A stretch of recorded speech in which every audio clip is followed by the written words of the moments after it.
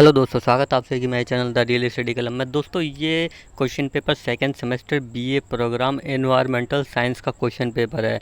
ये पूरा question paper दोस्तों मैं सॉल्व करवाऊंगा। जितने भी बच्चे हैं सेकंड सेमेस्टर के यूजी वाले बीए प्रोग्राम के, तो ये उनका क्वेश्चन पेपर है, ये मैं सॉल्व करवाऊँगा पूरा।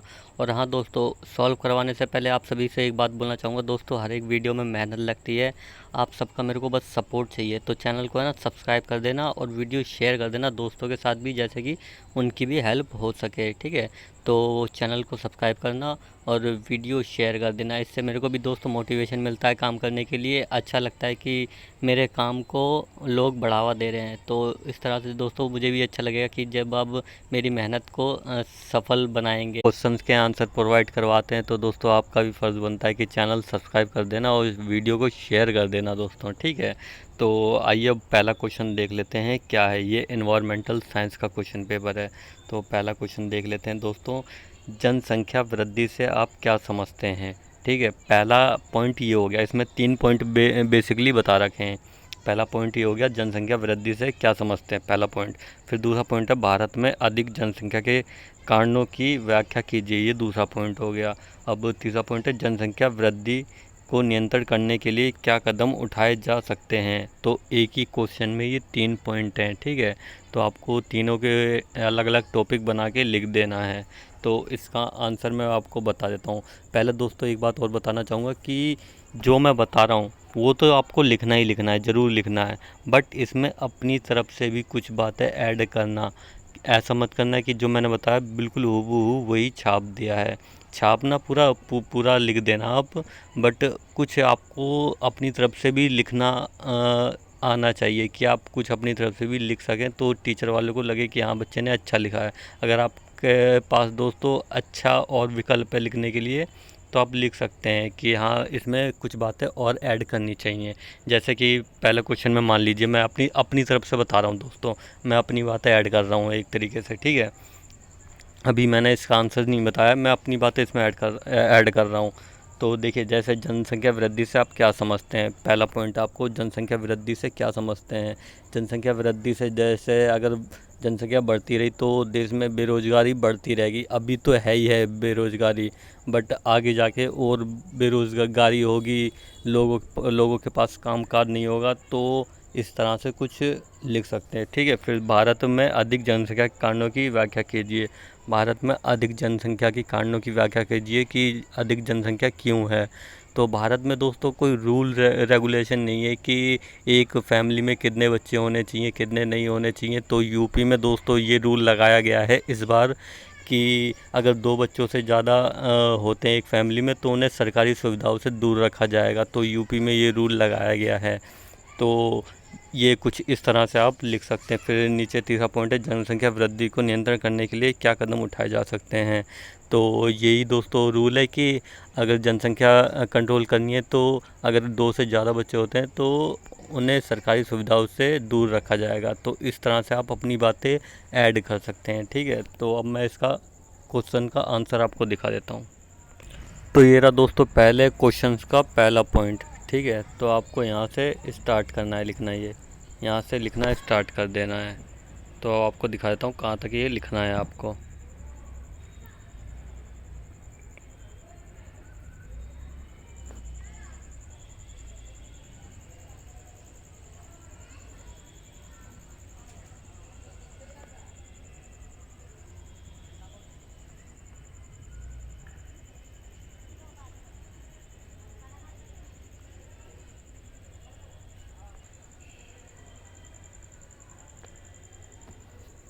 ये दोस्तों लास्ट वाला पॉइंट वहाँ से यहाँ से स्टार्ट कर देना। मैंने ऊपर से दिखा दिया, वो लास्ट में नीचे था, तो वही लास्ट वाला पॉइंट मैंने ऊपर से दिखाना स्टार्ट कर दिया है। तो ये पॉइंट सारे आप लिख देना।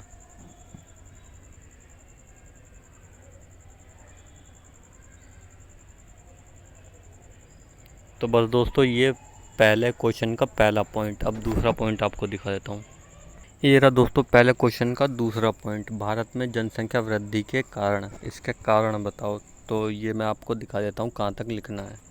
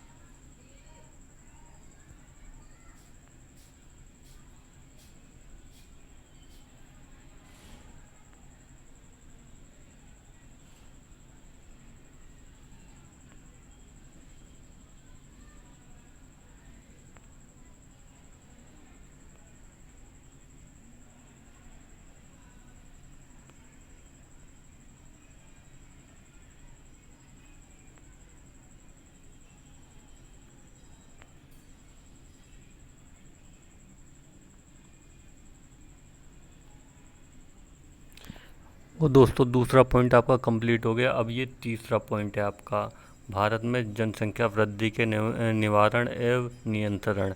ठीक है, ये आपका पहले क्वेश्चन का तीसरा पॉइंट है, ये आपको लिख देना है। तो ये मैं आपको दिखा देता हूँ।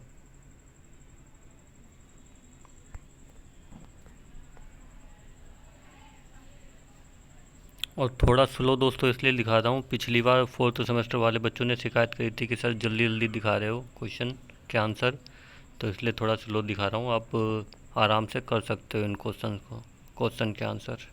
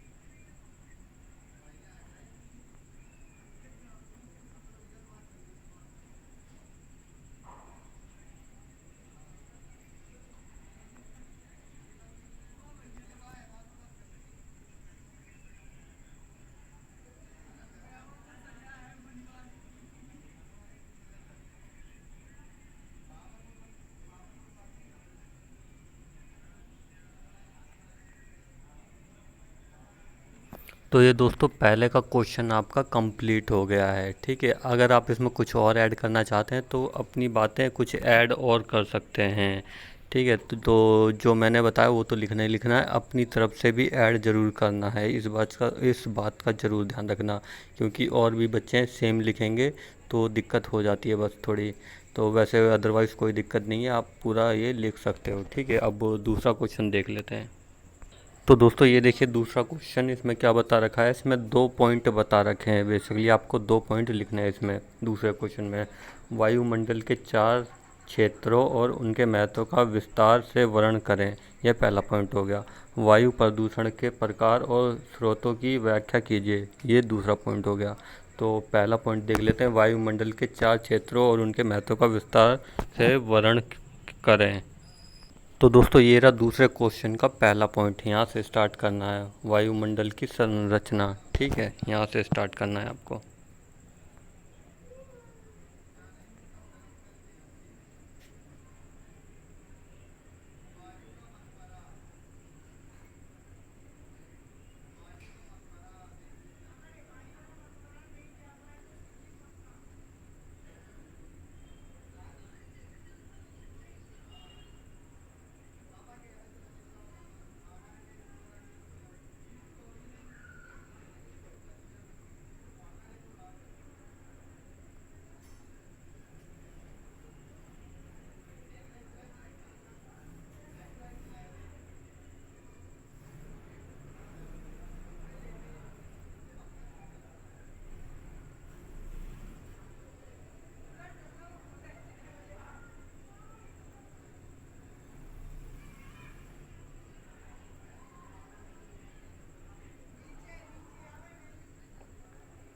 ये ग्राफ भी दोस्तों आप बना देना।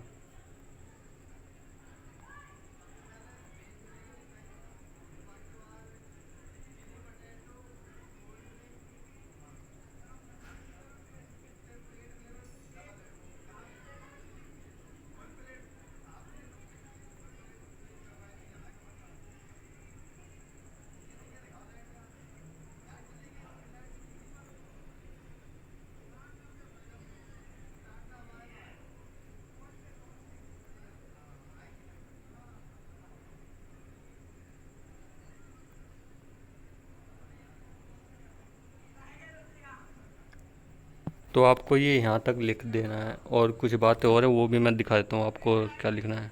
तो आपको ये बातें और लिख देनी है, ठीक है। यहाँ से लिखना स्टार्ट करना है, और ये पॉइंट आप बना के लिख देना। ये दिखा रहे हैं ना पॉइंट, ये पॉइंट बना के आप लिख देना। और ये ग्राफ भी दोस्तों ज़रूर बना देना।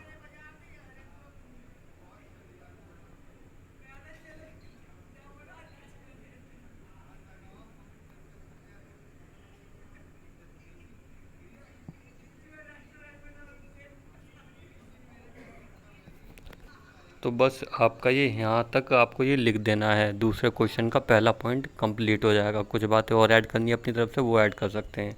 तो ये दूसरे क्वेश्चन का पहला पॉइंट कंप्लीट हो गया। अब दूसरा पॉइंट दिखा देता हूँ आपको।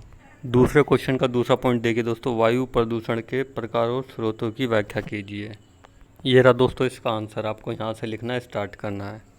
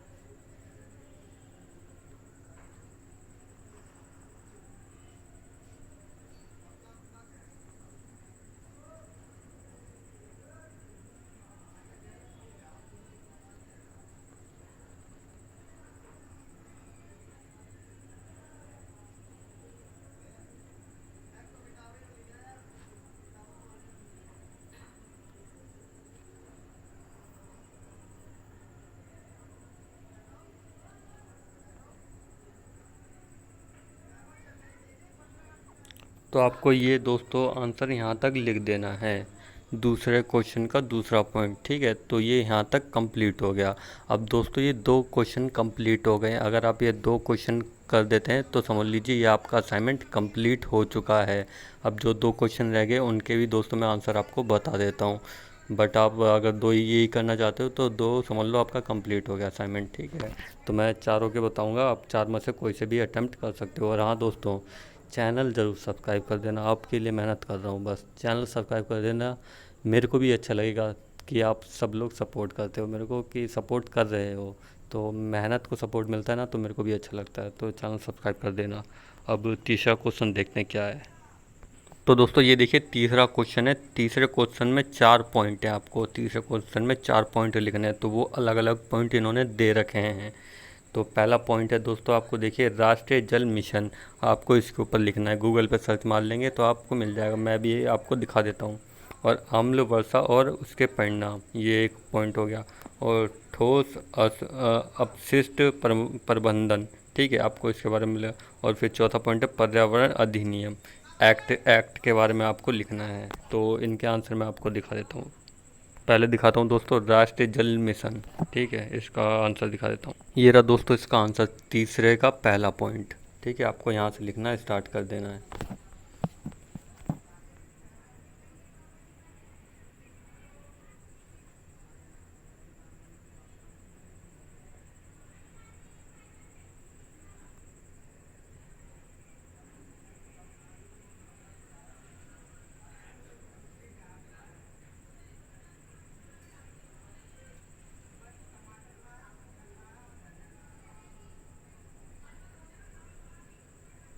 अब इसके आगे का दोस्तों नेक्स्ट पेज से दिखाता हूँ। ये रहा दोस्तों, यहाँ पे ख़त्म किया था अभी। अब यहाँ से स्टार्ट करते हैं।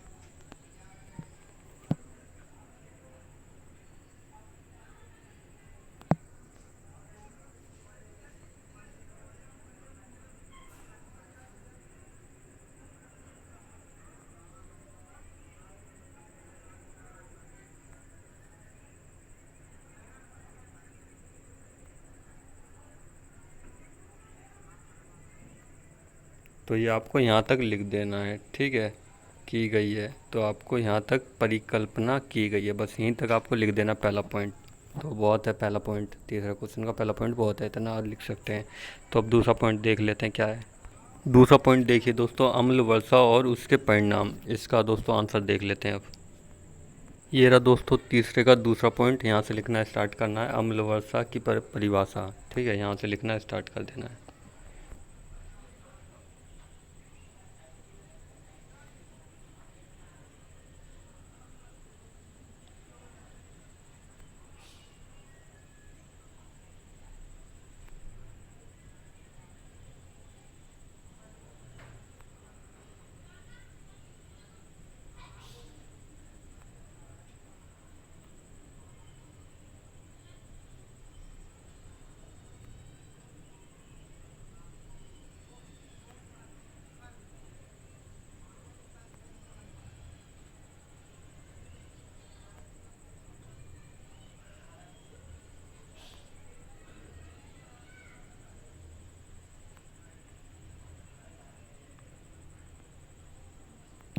ये इसका आंसर यहाँ तक लिख देना, दूसरे का बहुत है, यहाँ तक कंप्लीट हो जाएगा। अगर कुछ और लिखना है अपनी तरफ से तो और भी सर्च मार के लिख सकते हैं, ठीक है, कोई दिक्कत नहीं है। अब तीसरे का तीसरा पॉइंट देखिए दोस्तों, ठोस अपशिष्ट प्रबंधन, ठीक है, इसका आंसर आपको दिखा देता हूँ। ये रहा दोस्तों इसका आंसर, यहाँ से लिखना स्टार्ट करना है।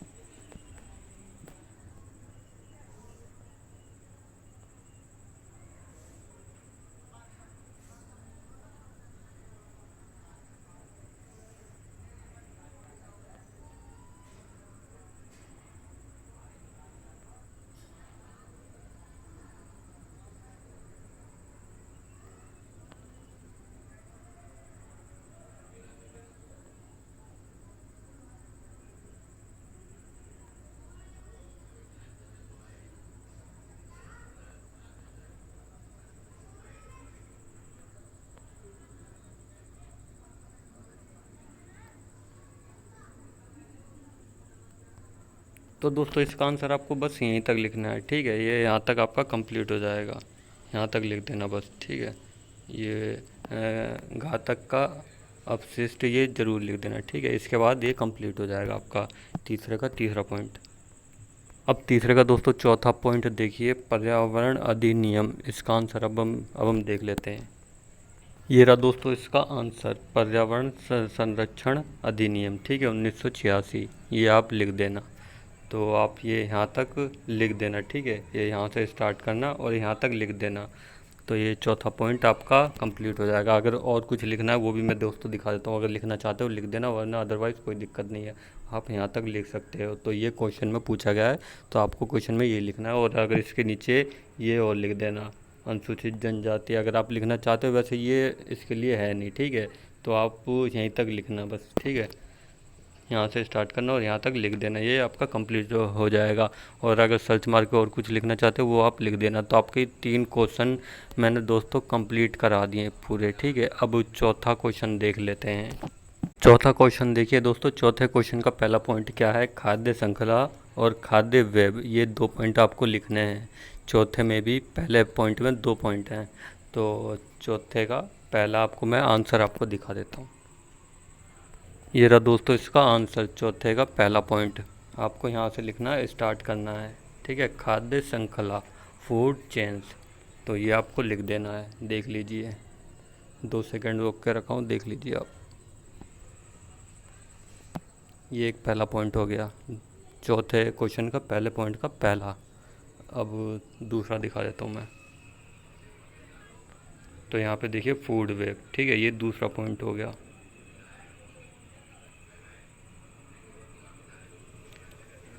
तो ये यहाँ से स्टार्ट करना है और यहाँ तक ये ग्राफ बना के लिख देना है आपको।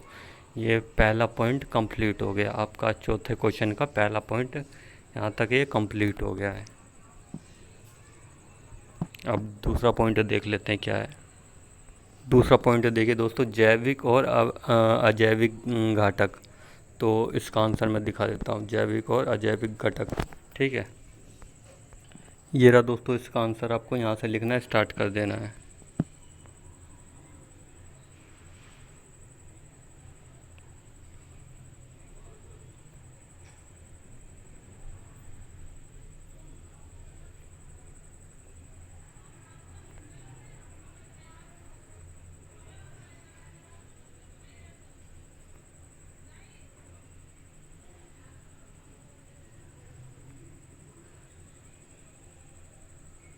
ये अजैविक का, ठीक है।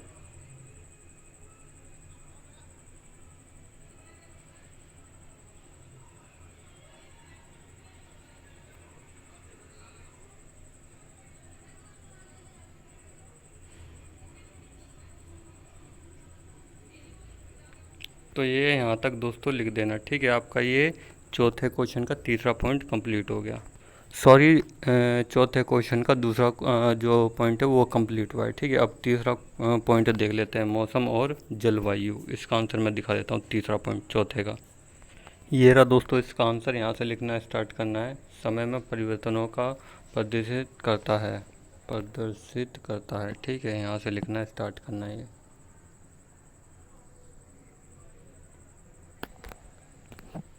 अभी यहाँ तक लिख देना, इसके आगे का मैं दिखा देता हूँ। और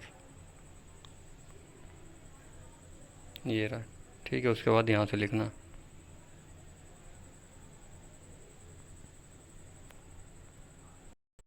ये रहा दोस्तों इसका आंसर, चौथे का तीसरा पॉइंट। तो पहला पॉइंट है मौसम का, तो मौसम के ऊपर लिख देंगे। उसमें भी दो पॉइंट दे रखे हैं। तो पहले मौसम के बारे में बता रहा हूँ मैं, ये मौसम के बारे में, ठीक है। मौसम हमारे जीवन में एक महत्वपूर्ण भूमिका निभाता है। यहाँ से स्टार्ट करना है आपको।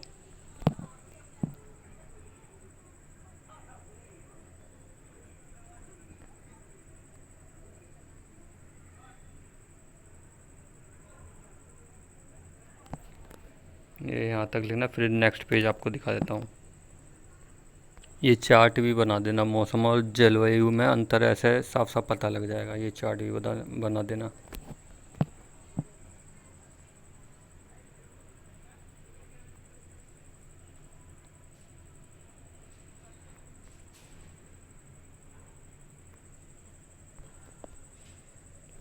ये चार्ट यहाँ तक बना देना, ठीक है। इसी तरह से मौसम की परिभाषा ये भी लिख देना।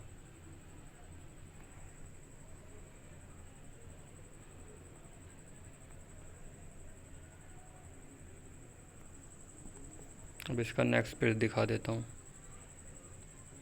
के क्षेत्र के वास्ते, ये रखिए क्षेत्र के वास्ते। यहाँ से लिखना स्टार्ट करना है और ये है यहाँ तक लिख देना।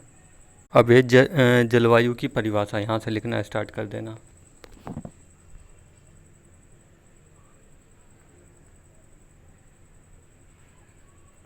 ये यहाँ तक लिखना 30 वर्ष, फिर इसके बाद का पेज दिखा देता हूँ। ये पॉइंट भी लिख देना, मौसम और जलवायु के बीच महत्वपूर्ण अंतर, ठीक है। ये लिख देना। ये यहाँ तक लिखना, फिर अगला पेज दिखा देता हूँ आपको।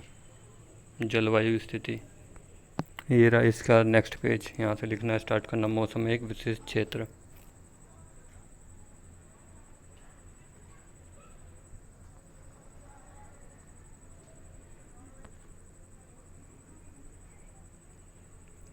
तो ये यहाँ तक लिख देना, आपका तीसरा पॉइंट कंप्लीट हो गया। ये रहा दोस्तों आपका लास्ट पॉइंट, ठीक है। राष्ट्रीय उद्यान, ये पहला पॉइंट होगा। और वन्य जीव अभयारण्य, ठीक है, ये दूसरा पॉइंट हो गया। आपको यहाँ से लिखना स्टार्ट करना और यहाँ तक एंड कर देना है। आपके चारों क्वेश्चन कंप्लीट हो गए हैं दोस्तों। तो दोस्तों बड़ी मेहनत लगी है इस चीज़ को ढूंढने में, सर्च मारने में, हर एक क्वेश्चन सॉल्व कराने में। चारों के चारों दोस्तों बड़ी मेहनत लगती है दोस्तों हर चीज़ में। बस आप सबका सपोर्ट चाहिए। चैनल सब्सक्राइब कर देना, बस इतना कर देना। चैनल सब्सक्राइब कर देना और वीडियो शेयर कर देना, इससे कि मुझे भी अच्छा लगेगा कि दोस्तों मेहनत को आप लोगों ने सपोर्ट किया है। तो बस आप लोग चैनल के साथ बने रहना। और ये पहला क्वेश्चन पेपर था। अब नेक्स्ट क्वेश्चन पेपर जल्दी आपको अपलोड करूँगा, ठीक है दोस्तों। ये आपका एनवायरमेंटल साइंस का पूरा क्वेश्चन कंप्लीट हो गया है। आपको इसमें से 2 अटैम्प्ट करने हैं। अब आपके ऊपर है इसमें से कौन से 2 क्वेश्चन आपको अटैम्प्ट करने हैं, ठीक है।